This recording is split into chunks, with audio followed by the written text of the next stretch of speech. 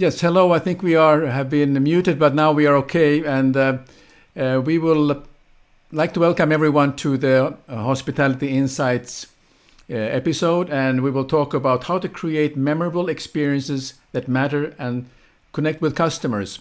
We have been having a very challenging time in the worldwide because of the global pandemic, but it seems that we are getting out of this difficult time, and now different countries are able to open up their restaurants and hotels, and there's a lot of pent up demand for people to go to restaurants and enjoy their meals, and also to start with staycations. Maybe they are staying in their own country, but they might be moving on eventually when things are getting more better, and also the flights connections are better, that they're moving to take some overseas holidays.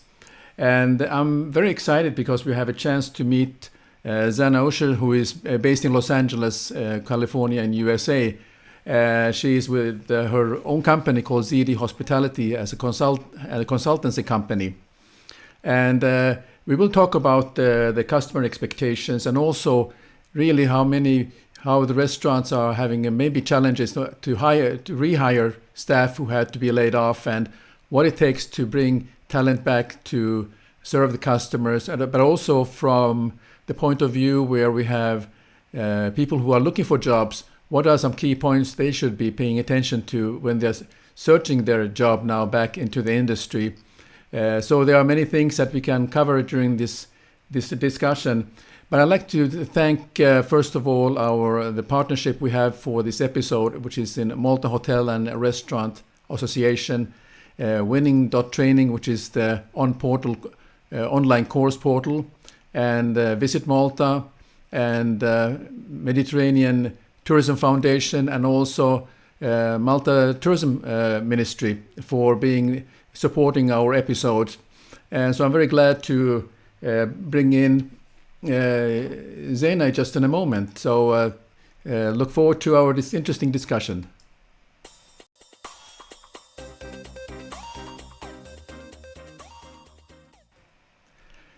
Hello, Zana, and welcome. Hello, good morning. Thank you so much for having me.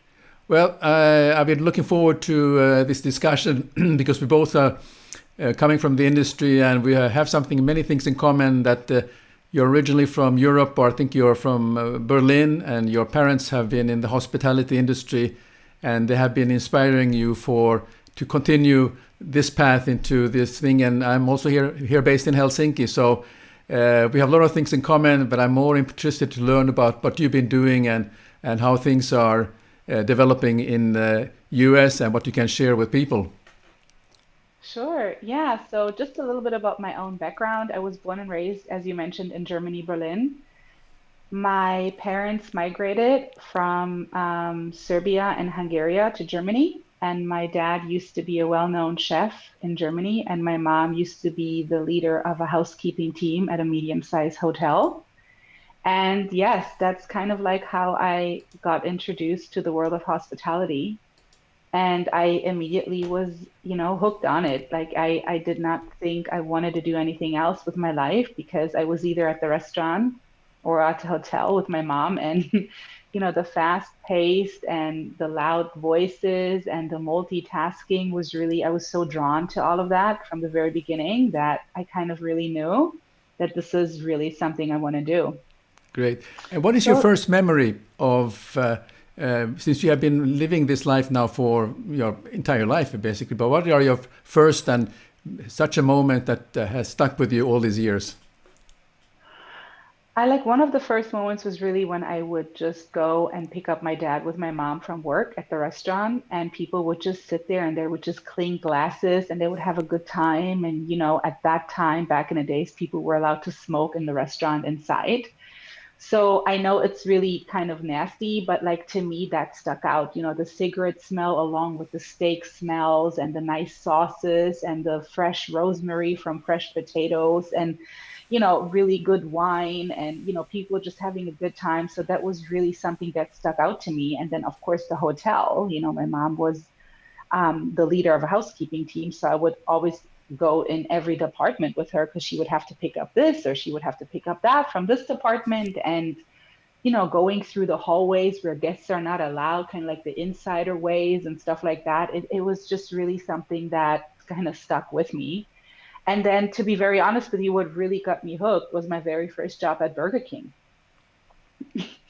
And I was the girl that really cleaned the tables. And I was so excited to make sure that the whole dining room is clean. And once I transferred from cleaning tables to being a cashier, it was done for me. You want pickles? You don't? Oh, you want extra cheese? And it just really kind of put something out there for me where I was like, this is really, I really stick with this. And because of traveling all over the world, I had the privilege of meeting different cultures, and obviously, I mean, hotels and restaurants and amazing people. And yeah, it kind of led me to LA, and now I'm here, and I'm glad that this is kind of like my home base. Great. So for all the viewers now, just write where you're viewing from, and also write in any questions or any comments that you have for Zana. So this will be you in one way you are contributing to our discussion. So anything you Great. have, any thoughts that you have, and any experience that you yourself like to share, just write down in the comments, and I will make sure that I'm sharing this with Zana during discussion. But when you started in your career and you got your first jobs, and it kind of relates to the talent search these days when restaurants are hiring, what are you looking at when, for instance, when the restaurant should be hiring in order to, I mean, the generation of generation now who's getting their jobs into maybe the fast food or to full dining restaurants and so on. What should they be paying attention to, and where can they find those people who's going to work for them? So I think one of the great things to always look for is not so much what people present on the resume, because everybody just can make up a great resume, but it's really to try to connect with the person in the short time that you have this interview with, and ask precise questions. I think, it's good for people to really bring to the table their drive, right? So if you want to work in any kind of job or in any kind of industry, you want to show that you have this drive of really wanting to be there, and not necessarily only because you want to earn money by being there, but also because you want to offer what you are as a person, your beautiful personality, your outgoingness, your connections with people, the fact that you want to learn maybe about something new that you haven't done before, because hospitality industry is all about being teachable, and everybody can serve. Everybody can be a server or a waiter or a host or a manager. Everybody can do that. But people want to and have to bring to the table that they are going to be willing to be taught and learn something new. And I think for us owners and investors and managers of establishments, it's imperative that we bring to the table that we understand that the people that we hire are here to help to build our dream. Yeah. And they're building not their own dream. They're Yeah. here to help us accomplish whatever. And for that, only for that, they really do deserve daily acknowledgement, daily attention, great tools to work with. If you, for instance, have a restaurant or hotel, you gotta provide your staff good trays to work with, good aprons, good, tools that they can really go out there and perform in a correct way. Yeah, I mean those are very good points that you make. One of the challenges that we are noticing in particularly in Europe is that it is really difficult to get staff, particularly countries like UK that is relied on staff that are not from UK, and also Yep. Malta, which is or Malta, which is an island, and they had many people who are coming from East Europe and so on to hire them, and it's not so there are some. Do you have those challenges in US at the moment that the restaurants are struggling to attract people to work for those restaurants? Any thoughts you want to share on that front? Yes, there is absolutely challenges over here too, that people are either moved on from the industry because they had to, and they had to find something to keep them, over water. So they had to move out of the industry that they're used to, or they're just simply not wanting to come back because at specific times there's specific aspects that play a role why people are making choices not to go back to work. So yes, there's definitely a challenge over here too to find staff and finding the right staff.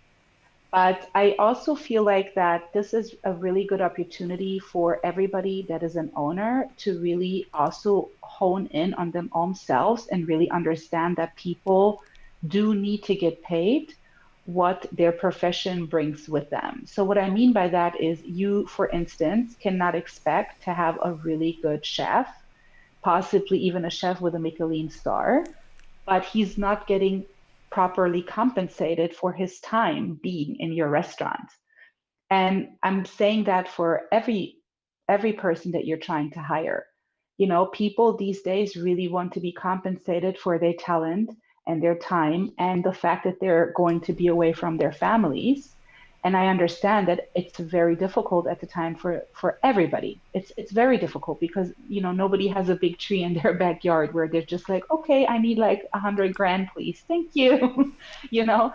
But it's a given and taken, right? If you want good people to produce great things for you, you have to, in exchange, offer finances to them back. And that there has to be a good balance, and also, for instance, healthcare is a big role here. It's a big lack of, restaurants not providing proper healthcare to their staff. And it's difficult for staff to feel safe or a good, healthy environment where you have good functioning managers, where, the leaders of your establishment are taking really the lead and are there for the staff. That all of that was a problem already to begin with, and people never so much paid attention to the fact for training for really people like me, to come in and really help to create something where everybody feels comfortable to come to work, including the managers, because managers have a lot of things on their shoulder. They carry a lot of responsibility, and owners, and sometimes we as staff, we don't know that because everything happens behind closed doors, and we just come to work and we have a good time, and after a specific amount of hours we log out and we leave, but the burdens are still being left with the owners. And for them, it needs to also be easy to have people that really want to be there and appreciate the place and treat the glasses and the trays and the plates and the spoons like it's their own, and the establishment. Because if, oh, I threw a spoon away, oh, well, it's not mine. If this type of attitude really has to be different, because everything is about finances, and we have to be aware and respectful of each other's space and what we each individually bring to the table. And I think when we start to go about that a little bit more consciously, a lot of things really can change. And it's a great time for change. It's a fantastic time for change right now. Yeah, yeah. I mean, this is I think it's part of that. You're talking about really the culture of and culture of the place where they're working, and so when you are doing the consultancy for restaurants or businesses and so on, what tips are you giving to the owner in order to when you notice that there is this perhaps not the gap of culture, but this is not being brought to the surface enough? What are the tips you're giving them? Sure. What should they do to get the staff on that everybody's on the same side? I think one of the biggest things is really for everybody to understand that they are for the same reason there, right? Like it doesn't matter if you a dishwasher or you're a server or you are the manager. Fundamentally, we all are here for the same reason, which is we want to earn money. And that's unfortunately the first thing.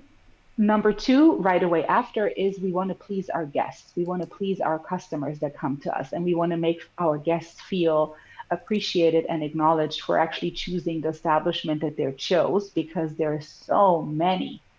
And if your guests come to your establishment, you want to create an environment and a culture and standards and boundaries and rules that are good for staff, because they have a nice structure after what they go after and a nice idea of what the major goal is. But also for the guest, they feel that this is a team, that there's unity, that nobody has this attitude of, this is not my station, I cannot help you out, or, my fellow coworker has like three tables, I have none at the time, so I'm just going to stand in a corner and wait. No, I'll jump in, I'll help my coworker out, because whatever I give will come back to me. And this is what one of the first things that I always like to point out is the attitude and the mindset that you bring when you come here. Like if you come with a mindset, oh gosh, I don't want to be here and I rather, would do A, B, and C, you're already creating something that is going to make it very difficult for you to really enjoy the time that you have to be here because you have to earn money. So why not rather have a mindset of, you know what? I have great people around me. I'm going to meet new people because I'm a server or I'm a manager or I'm whatever. And it's going to be fun. Like it's going to be fun. I'm going to talk to somebody. I'm going to get something out of them. They're going to teach me something that I've never heard. I maybe even can connect on a different level with them or whatever it might be. And this is the beauty of the world of hospitality. You just never know who you're meeting. You just never know who you're serving. You really don't. Like a person can just look like they're just coming from the beach, but come to find out they have 100 restaurants and they want you to help out with the restaurants or whatever. I'm just saying there's so many opportunities that people don't think when they go to the job, but they're just thinking of, I gotta be here. And this is where great leaders come in. Like Absolutely. team Yeah. meetings, staff meetings are so imperative. They're imperative. Like they really are important. You got to let your staff speak and figure it out and somewhat together. Yeah, I mean, some great companies. I'm just drawing to some hotel companies. The morning meetings or briefings are not about what was the average check or what was the average room rate. They talk about the customer experience, and they're talking about what was Yeah. the a great experience that the guest had, and what are the expectations from the customer, and so on. So that's the whole discussion is all about that, and not about so much about, well, how high is the breakage. I mean, of course it's important, but I see restaurants which are having a lot of charts with breakage and so on. That becomes sort of a fundamental discussion point every time, rather than focusing on the customer. And of course, these should never be neglected. That all the forks and spoons that are end up in the waste should be uh, Right. collected and so on. But let's one of the things which I have thought about, and maybe you have something to share on also, is that how are restaurants attracting talent to work for them? What media are they using? I mean, how are they going about it these days? I'm just thinking about some social media, which some great restaurants or hotels, for that matter, are creating either they're on TikTok or something in order to create a fun environment to kind of attract the talent to say, hey, this could be a fun place to work. Yeah, I think social media is a great idea. It's always good to use free platforms that are actually out there. And I'm pretty sure that everybody in their family, either like, your little cousin or your little nephew, or, like, I mean, somebody in your family is somewhat talented when it comes to creating social media content. So I think that's a great idea, to put yourself out there, put your restaurant out there, put the vibe out there, show people what type of food you offer, what you are really as a concept and what you're trying to accomplish. I think that's a great idea. And then, of course, use the platforms of, putting ads out there. You know, ads can go a long way. Some of them cost money, some of them don't. You got to see what works best for you, what your budgeting is. But word of mouth too, wherever you go, just talk to people. When you go to the bakery down the street, hey, I have a restaurant. Do you maybe happen to have anybody in your family that needs a job? If yes, here's my business card. It's really just people really these days, to be honest with you, need to really relearn how it is to connect because we were so hiding behind our phones and computers and nobody really needed. But this type of stuff forces people to really go face to face and address what's happening. And some people feel very uncomfortable with that because not everybody is very open and, like, hi. And a lot of people are like, I don't know how to say and how to say it. And I rather send a text. But this is straight courage right here. If you want your restaurant to succeed or your hotel, you gotta be leading with your torch in your hands and you gotta do whatever it needs to take.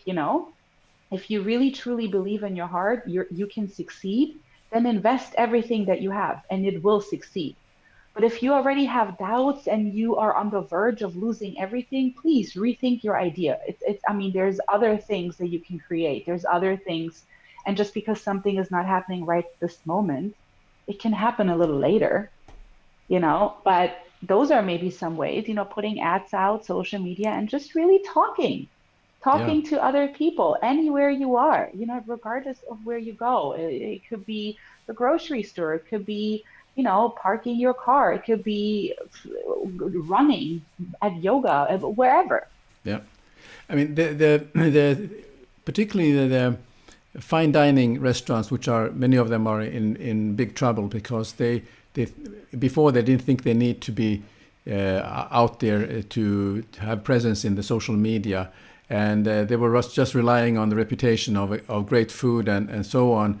But and the challenge is that you need to look at what is your customer base, who are your loyal guests, and did you even start a database where you can contact people directly to entice them to come, to let them know that we're opening again and we have a new menu and so on. So have you seen what is the approach to restaurants that are in order to kind of entice people in, because they have a lot of information about the customers if they have been coming for a long time. Sure. I think that's always a great way, like this is kind of like hospitality one-on-one. And I know you Yeah. know this because you've been for years in the kind of like hotel upper area of management, to collect guest data in general. But that's a great way. But I don't really think that that's so extremely necessary at this time, just because people were so ready to get out. Mm. People at this time, like, I'm talking guests that want to come to your establishment are ready. They're here. They are ready to come. So all we really need to do as owners, investors, managers, leaders, we got to take the lead right now. Like, get your staff ready, get somebody like me or whoever you prefer instead into your restaurant, and let us help you come up with great service that you can provide to your guests, because it's not only about good food. Believe me, if you have fantastic food but you have sucker service, nobody wants to come back to you, and they won't come back because people understand now more than ever better that they have choices. Yeah, exactly. Let's talk about the customers. What are the expectations from the customers now? You say, of course, everybody's eager to come in, but what you have Sure. noticed, what are the changes in the customer requirement or their taste? What are the things that you can maybe share from your experience of any changes and demand from the customers now? That's a little bit cultural. Also, there's a few differences in culture. So because I'm from Germany, in Germany, I would say people are very easy to tell right then and there what they think. Um, Here in America, in California specific, people don't really say right away if they have a problem at the table or at the hotel. They don't really voice right away the complaint that they're actually carrying. They just then choose to not ever go back or to write a really bad review. So it really depends of what culture we're talking about because it's very difficult to generalize this question. But I think it's just really imperative, and guests are really just wanting to be acknowledged for coming to your space and to your establishment and just really get the service that they're actually paying for, right? So if I pay a great deal of money for a steak and some nice, I don't know, asparagus risotto at your restaurant, I would like to please reserve the proper service for that for compensate the money that I just paid for this nice steak. I don't want to ask, I would like to have more water, or I would like another Coke, or I don't want to ask these things. I want you to come to me and to cater to me and to acknowledge that I am here as your guest. Because if somebody would come to your home, well, maybe, maybe not, I don't know.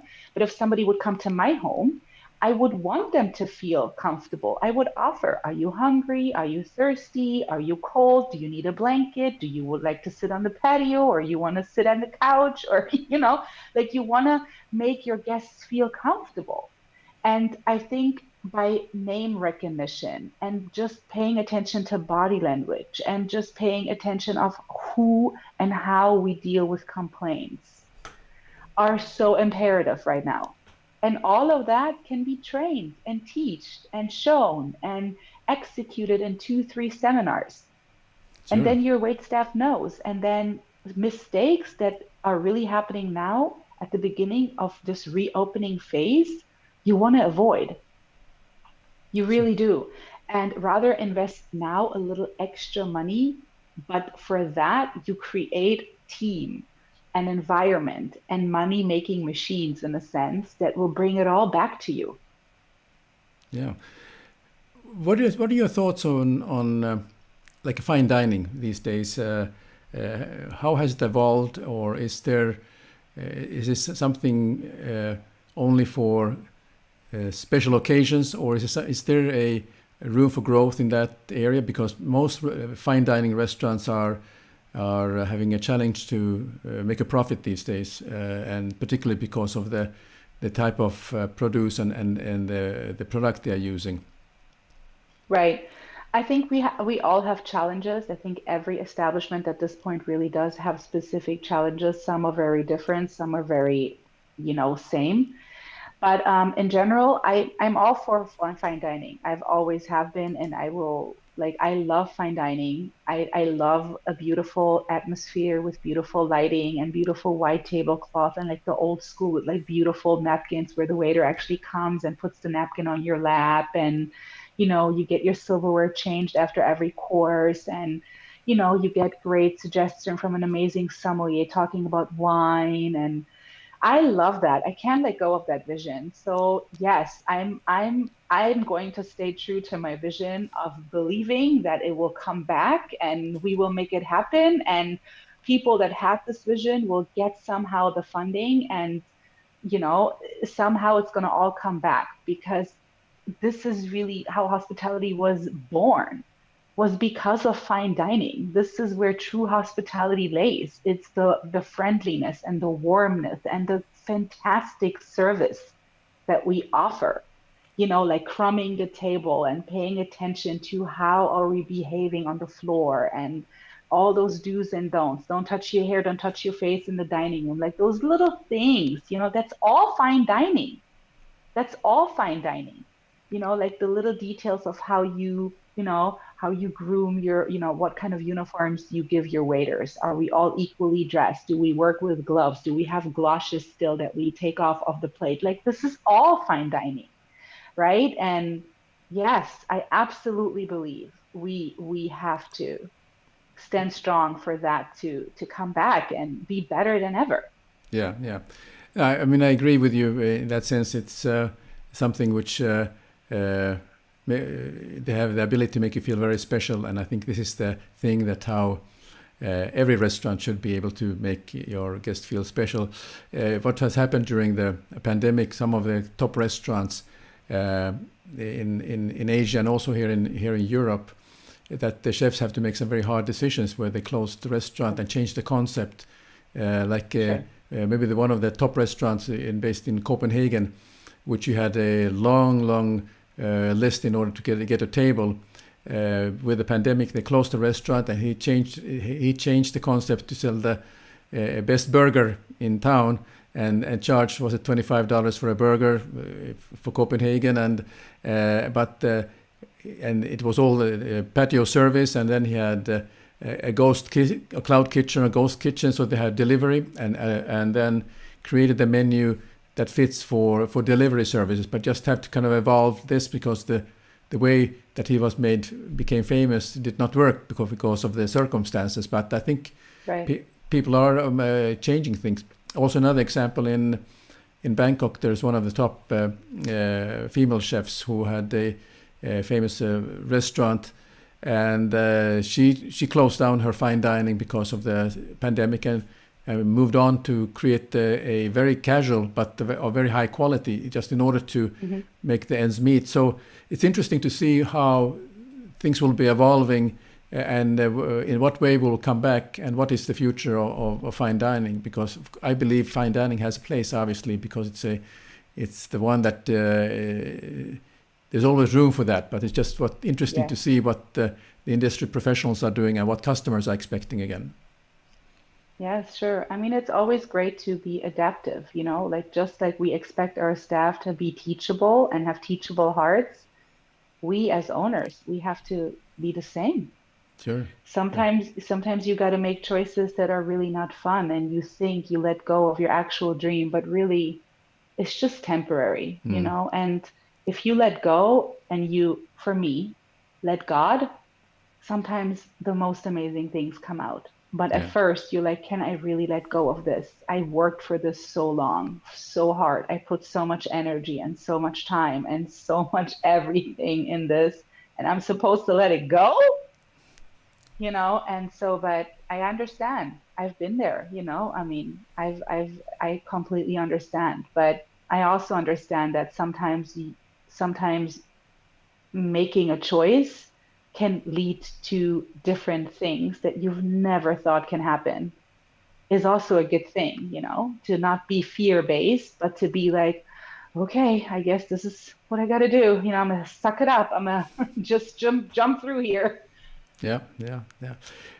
The way the service has evolved now, because of the different sanitation standards and so on, what are the things that you think will stay as a result of the pandemic, where you have all these sanitation, like we have all these disinfection bottles in front of a restaurant, and Right. in the restaurant, and it's one small bottle at the table if you want to clear your hands, and wearing a mask until you be seated.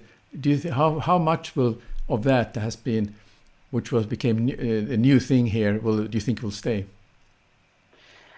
So I mean, I would not mind if the sanitation part would really stay at the level where it is currently, to be honest, because it's not only restaurants, but it's also just airplanes, right? They're all going to be sprayed down right now. All the head seats are going to change, those little things are in their bag. Like I really don't mind that, to be honest with you. And I also wouldn't mind if from now on we always have one seat next to each other if we speak about airplanes, for this type of thing, because it's good to have a little bit self space, and it's good to feel that we are sitting in a clean environment, and that people are really wanting to make sure that everything is sanitized for us. I think I wouldn't mind that at all, so maybe it will stay, maybe it will not. I mean, I guess fundamentally that's up to each and everyone's government, and people that are making those type of decisions.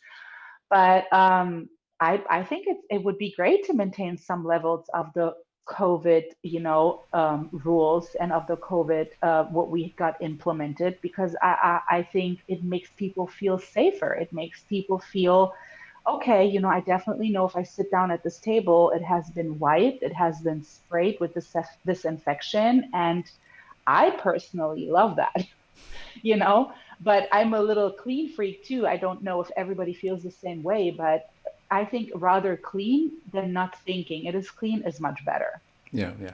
But then there's the technology side, which has really changed quite a bit where many establishments, restaurants, and hotels did not pay attention so much. So I didn't want to spend that invest into the latest technology. But now things have changed. And are there some technologies that you think are valid now for in the restaurants that are here has been introduced and are here to stay? Yeah, I mean, I've been privileged to have a bunch of meetings with people that are entrepreneurs and that really come up with fantastic ideas. And just recently, an idea was presented to me where, it's like a kind of like a price line for hotels only, but on a different level, where people kind of like type in what city they want to be and what they're really looking for and what they really just want to spend, like their actual budget. And then this program is kind of giving you back in the city hotels that would go for your price. So the hotels have opportunity to decide, okay, I think I would like that, and so it's an idea like that, or it's a bunch of more ideas where I had the privilege to be asked to be a part of. And some of them I think are great, but some of them I just really want to always remember that hospitality is really about people to people service, Yeah. right? And I don't want to necessarily see that I'm being served by a robot or I have to put in my credit card, I have to put in on a screen what I want, and then the robot just spits out my food. Like I personally would prefer to really have an actual beautiful human being come to me, to my table, and speak to me and have a cute little chat and, walk me through the menu or tell me what they really like in this place, what they like to eat and what their suggestion is, and versus, everything is robotized and high-end technology. But again, I'm old school. I'm so old school that, maybe not everybody feels this way, but there's, of course, a technology that can always improve and help for us to be further. But I think we should always remember what hospitality really is about. Sure. Yeah, I mean, the successful businesses probably will have the technology will be in the back end, but Right. the human and personal interaction is the one that up front.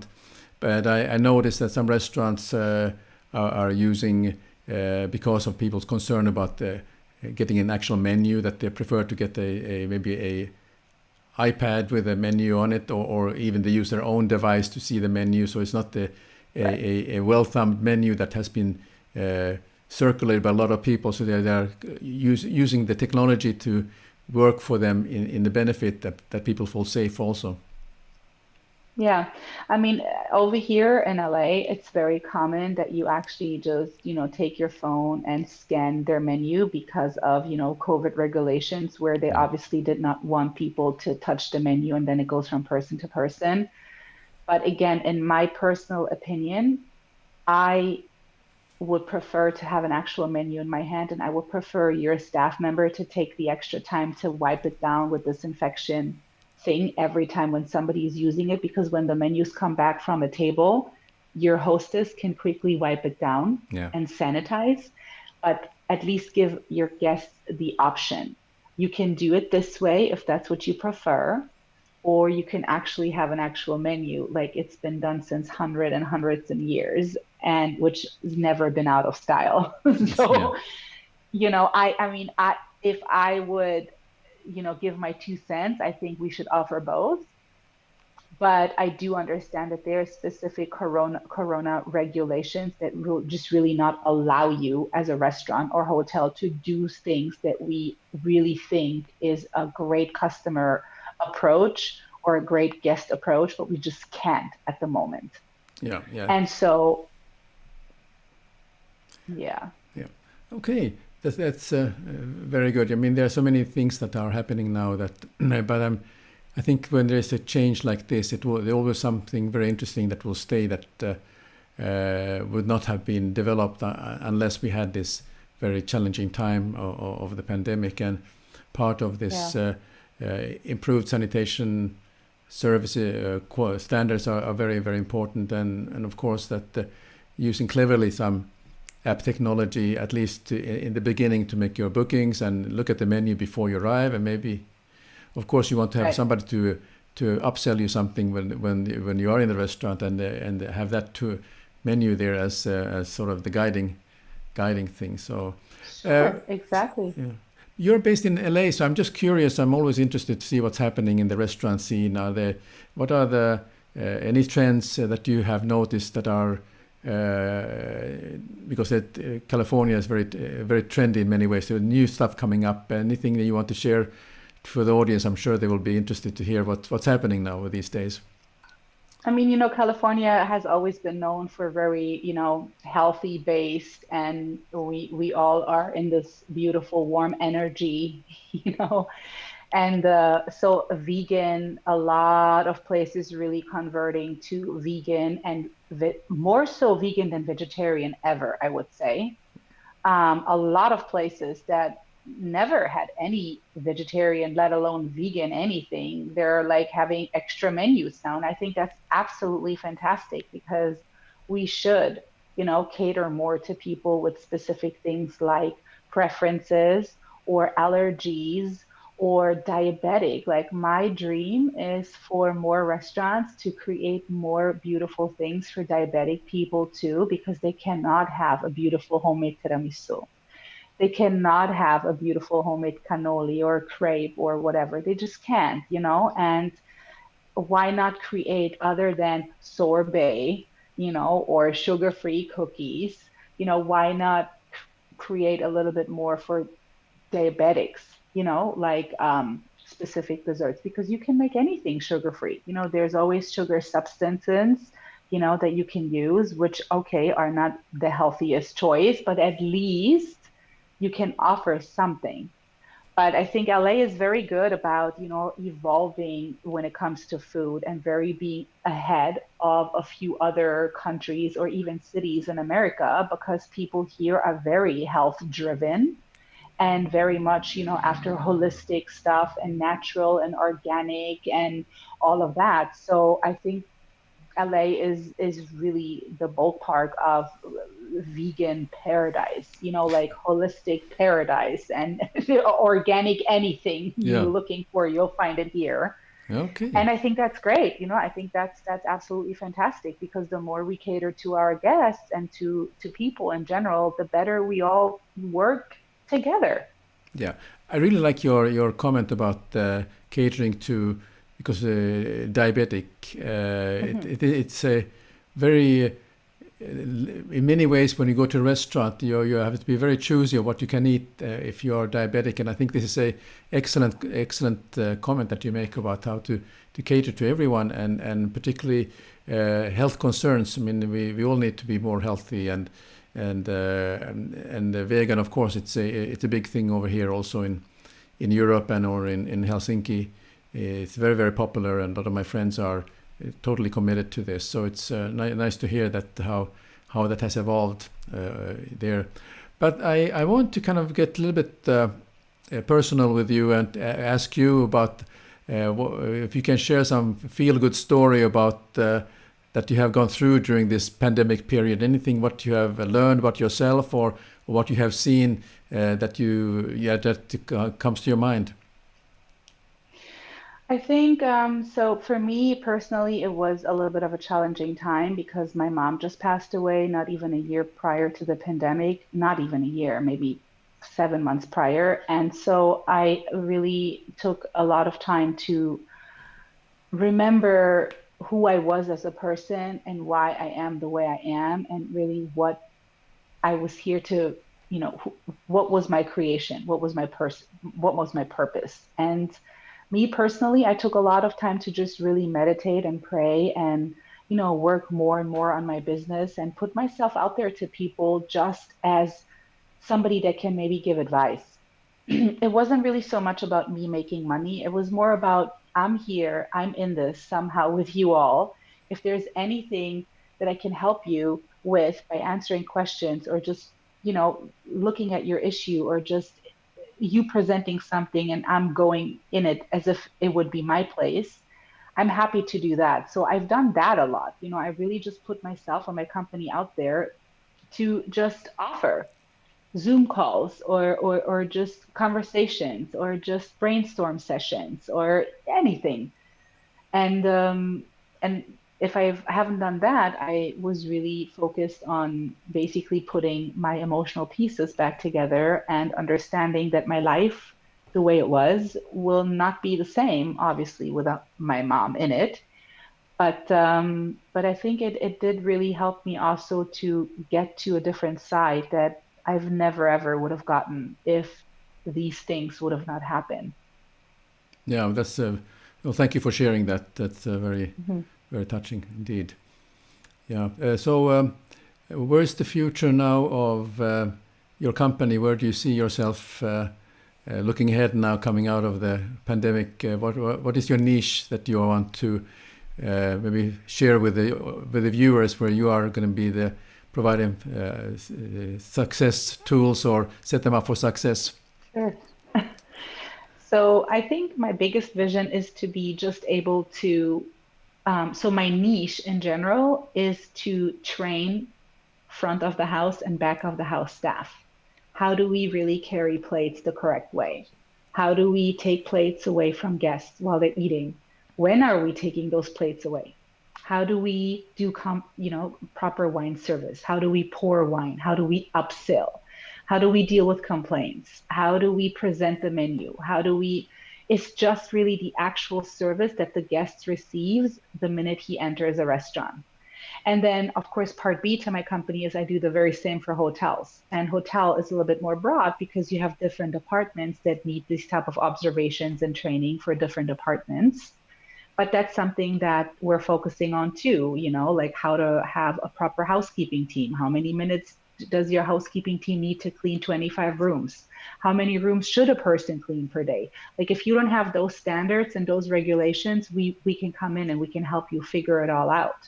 What is the job of your concierge? How should your receptionist be dressed? What are the uniforms for your hotel? Like it could be anything operational, but also anything technical, like how you executing the service aspect of it. So that's really what I do. And I see my company really be a company that is going to be known by people that if I want great service, I'm going to call Jana and her crew.